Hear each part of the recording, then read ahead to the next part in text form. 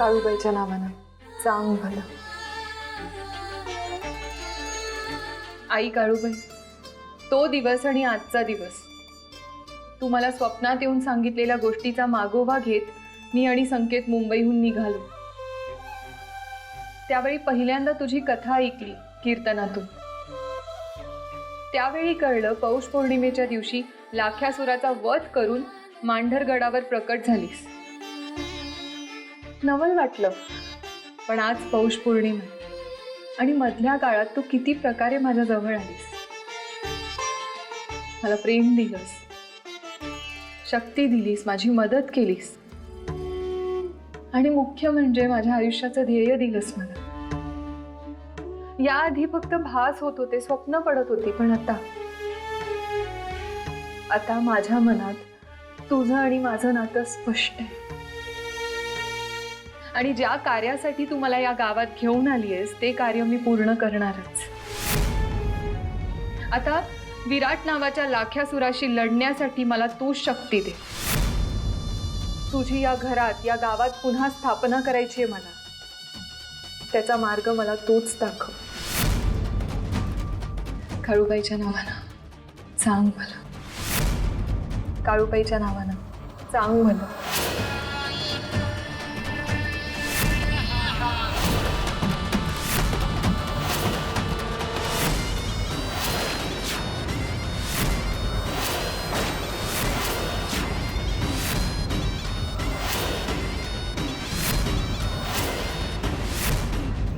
हे काय दिसत मला?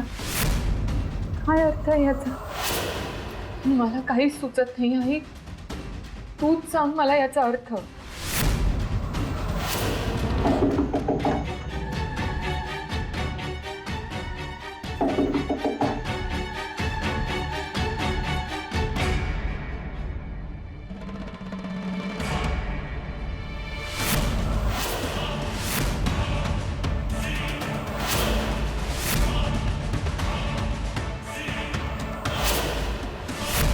काय आश्चर्य वाटतंय तुला? विसरलीस? लग्नाची समधी जबाबदारी तू घेतलीस की नाही? माझ हळदी आहेत, मग हळद कोण कुठणार? जमल ना तुझ्या या नाजूक हातांना?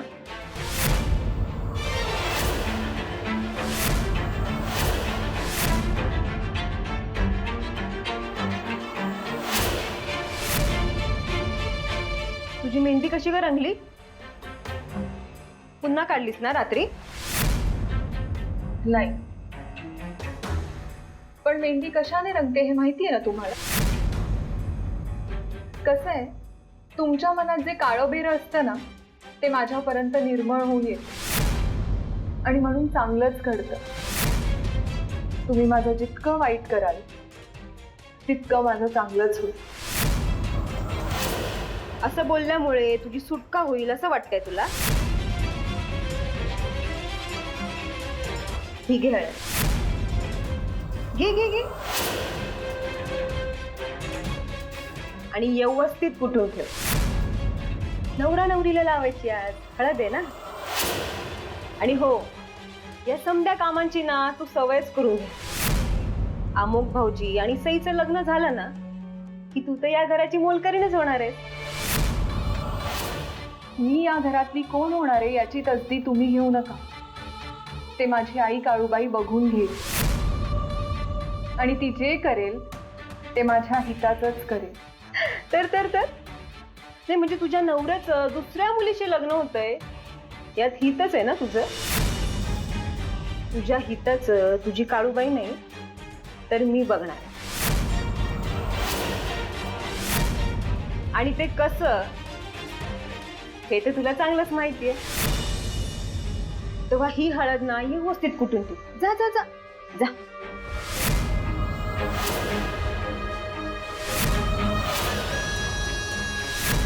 जोपर्यंत चांदीचा छल्ला आणि तिजोरीच्या किल्ल्या मालतीच्या कमरेला येत नाहीत ना तोपर्यंत ही मालती गप्प बसायची नाही. आणि त्यासाठी समद्यांचं हित करेल ती.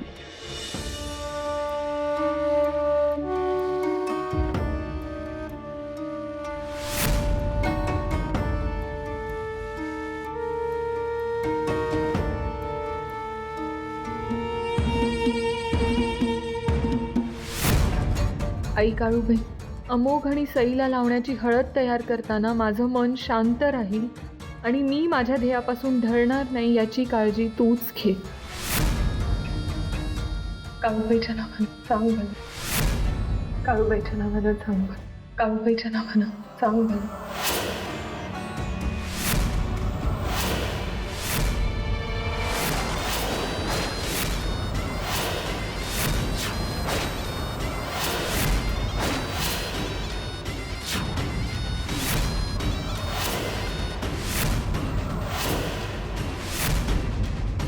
पुन्हा तेच जंगल, अंधार, पायवाट, चंद्र. काय होतं ते? काय अर्थ आहे याचा? तुला पूर्वीसारखा पुन्हा काही संकेत तर द्यायचा नाहीये ना? मला काहीच सुचत नाही आहे. तूच सांग मला याचा अर्थ.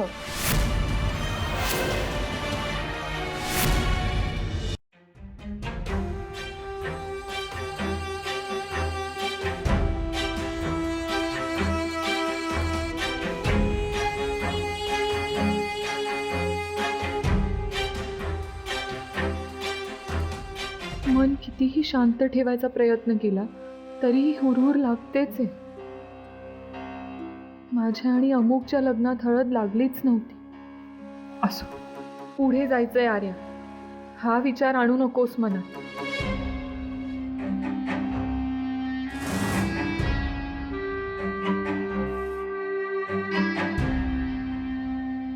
अगं नुसती हातात घेऊन काय उभी राहिली आहेस? ठेवते खाली. दे आर्या.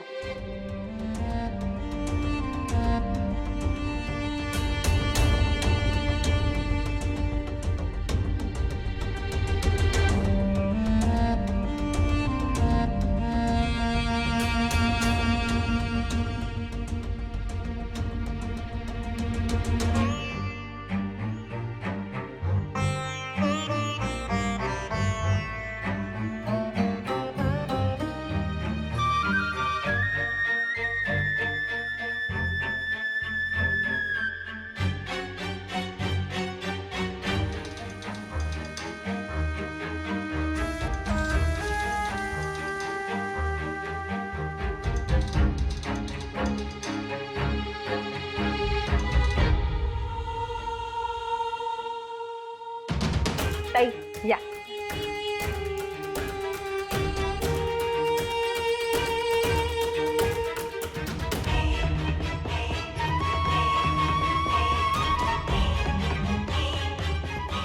आर्या, तू बी लाव की हळद.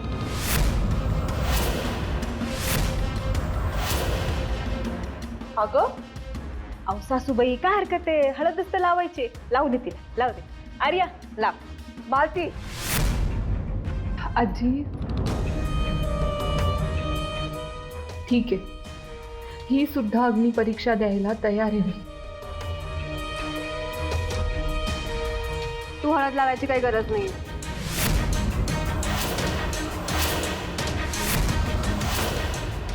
अगं सई लावू दे की तिला. तिच्या हातून अमोघला हळद लागता कामा नये. बरं बाई, तू म्हणशील तसं. शेवटी नवरी आहेस ना तू. तुझं तर ऐकायलाच पाहिजे आम्हाला. बरं आर्या, तू एक काम कर. अमोघ भाऊजींच्या उष्टा हळदीचं ताट उचल आणि सई जवळ नेऊन ठेव. अगं काही रीतबीत माहीत आहे की नाही तुला?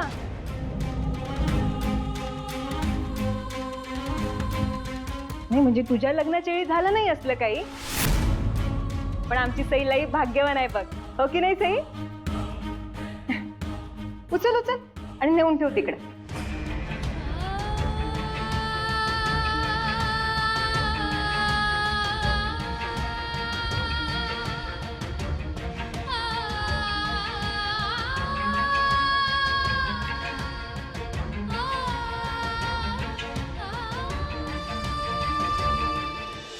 सासूबाई हो घ्या. सई, तुझ्या माहेरची इथं कोणीच नाही बघ. आता आम्ही तुझ्या माहेरचे बी आणि सासरचे बी. हा, मी तुझ्या आईसारखी आहे की नाही? आता तुझी आई तुला हळद लावते असं समज. हा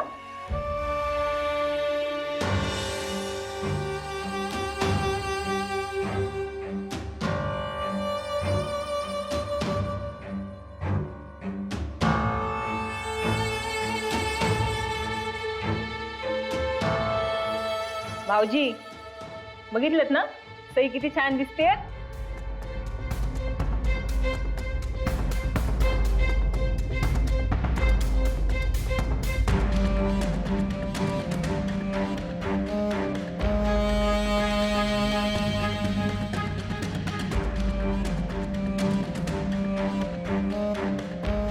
आर्या अगं कुठे चाललीस?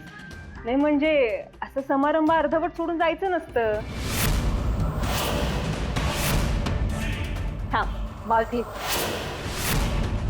बस झालं आता. अहो पण आजी मी काय केलं आता? तिचीच इच्छा आहे ना थांबायची, थांबू दे की तिला. ताई तुम्ही लावून घ्या. या या.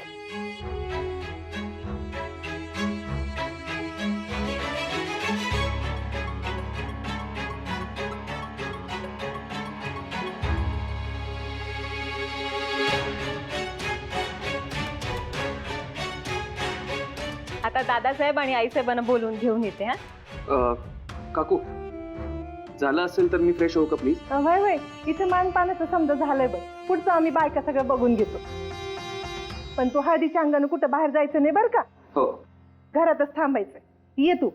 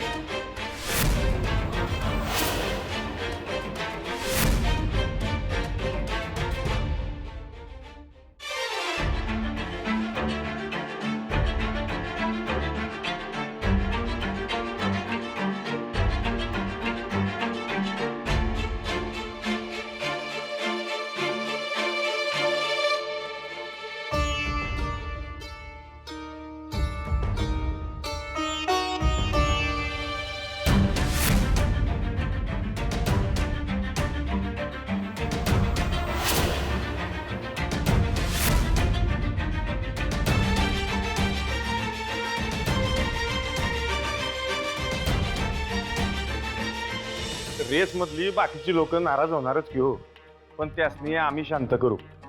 आणि पक्षातलं कोणी बी फुटणार नाही याची काळजी बी आम्हीच घेऊ. तुम्ही काय बी टेन्शन घेऊ नका. बघा आता कसं आहे साहेब, आम्ही आमचा शब्द पाळला. तो उपमुख्यमंत्री पदाचा बिल्ला आमच्या छातीवर लागला पाहिजे का नाही? हा चालतंय चालतंय. बरं ठेवू का? वय भाऊसाहेब हा बोला की दादासाहेब. ते बाकी समजाना आपण हँडल करू. वय पण तुमचे मुख्य विरोधक बबनराव ते जरा नाराज आहेत असं ऐकलंय. असणारच की हो, त्यांचा बी या पदावर डोळा होता. पण आमची सरशी होती म्हणल्यावर माघार घेतली त्यांनी. ती बी जाहीररित्या, म्हणजे आमच्या पाठीत खंजीर खुपसण्याची पूर्ण तयारी बी केली असेल. लय डेंजर माणूस आहे, दगा फटक्यावर कधी बी उतरू शकतो. आणि मी काय म्हणतो दादासाहेब, माझं हे पद कन्फर्म होईपर्यंत हे आमुगराजांच्या दुसऱ्या लग्नाचं कोणाला बी काय बी कळता कामा नाहीये. नाही तुम्ही म्हणताय ते बरोबर आहे भाऊसाहेब. पहिल्या लग्नाच्या वेळेला परस्पर फोटो छापून आला होता, त्यांनाच धारेवर धरायला हवं नाही का? धरणार की आम्ही स्वतः धरणार त्यासनी, कोण बी असो. दादासाहेब आता मुद्दा वेगळा आहे.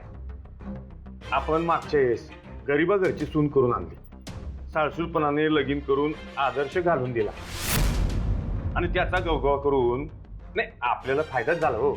आणि शिवाय त्या कुमुदबाईंच्या केसमध्ये अर्जामुळे मायलेज मिळालं आणि आम्ही निवडणुकीचं तिकीट आमच्या पदरात पाडून घेतलं. पण आता कसं आहे दादासाहेब, हे अमोघ राजांचं दुसरं लगीन आपण रिस्क घेऊन करतोय, तेव्हा विरोधकांच्या हातात आयतं कुलीत नको.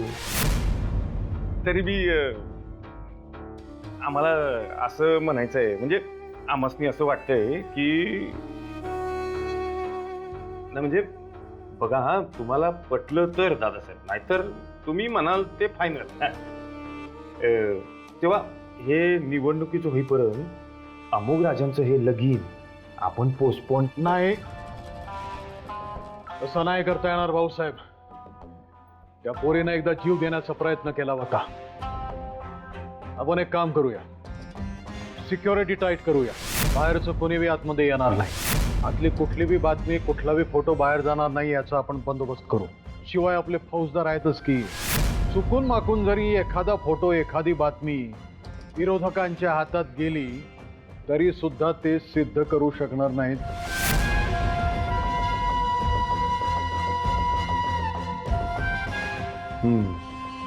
बरोबर आहे दादासाहेब तुमचं.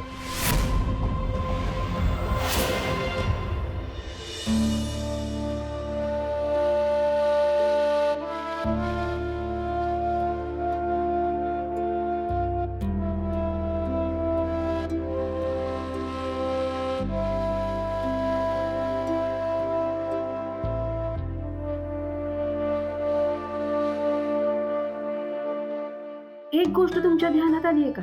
कोणती? अमुकची उष्टी हळद हिला लागली, सईपेक्षा हिच्याच हातावर जास्त मेहंदी रंगली, आणि सगळ्यात आधी हिच्याच हातात चुडा भरला गेला. हे समज का घडलं सांगा? का? कारण आर्या आणि अमुकच्या लग्नात हे विधी झालेच नव्हते, आणि म्हणूनच आई काळूबाईने हे घडवून आणलं. बघा, बघ, मी सांगितलं नव्हतं? तू मोठं मन करून सईला न्याय द्यायचा प्रयत्न करतेस. अगं काळूबाई, बघते समज, तुझ्याकडनं काय बिहिरावून घेतलं जाणार नाही बघ. हो आजी, तसेच संकेत देवी मला देतीये, आणि त्यामुळेच मी मुद्दाम अमोघ आणि माझ्या नात्याचा विचार करणं थांबवलंय. पण देवीला मला आज काहीतरी सुचवायचंय. सुचवायचंय म्हणजे मला भास होत आहेत, मला काही गोष्टी दिसत आहेत, पण त्यांचा अर्थ कळत नाहीये मला. म्हणजे कसले भास होत आहेत? म्हणजे काय दिसतंय? घनदाट जंगल, अंधार, चंद्र, पाऊलवाट, दगडी काहीतरी दीपमाळेसारखं, पण मला कळत नाहीये. सौदारा, हे समजा तुला दिसलं? एक्झॅक्टली. म्हणजे तुम्हाला याचा अर्थ माहितीये?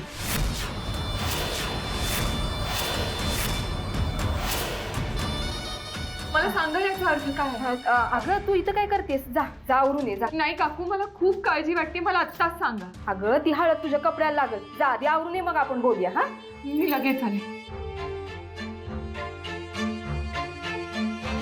आणि तुम्ही समजा तिला सांगायला निघालाय, पण तिचा जीव आपण कसा धोक्यात घालायचा? अगं पण काळूबाईंना संकेत दिलेत ना, म्हणजे पौष पौर्णिमेची सेवा पोरीच्या हातून घडावी असंच तिला वाटतंय ना. आता काय करायचं ते तुम्हीच ठरवा. एकीकडे ही अवघड सेवा आणि एकीकडं काळूबाईचा संकेत.